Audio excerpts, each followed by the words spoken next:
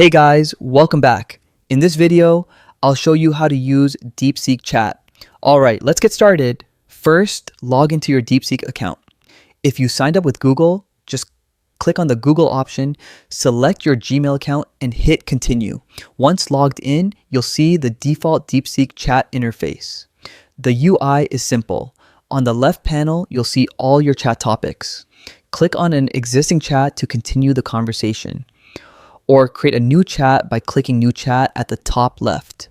For each chat, hover over the three-dot menu to rename or delete it. For example, click Delete to remove a chat from your history. This helps you keep things organized. Now, using the chat is like messaging a friend. Click in the message box, type your prompt, and hit send. For example, you could ask, "Can you give me a recipe for an apple pie?"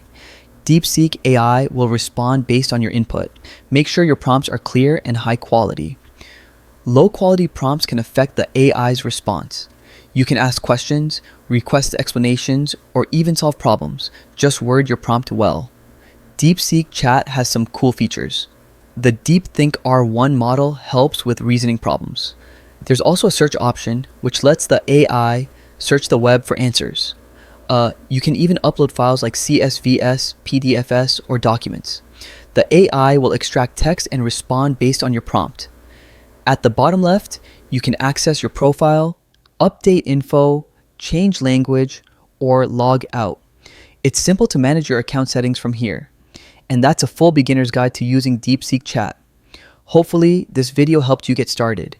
If it did, hit like, subscribe, and check out our next tutorial for more tips.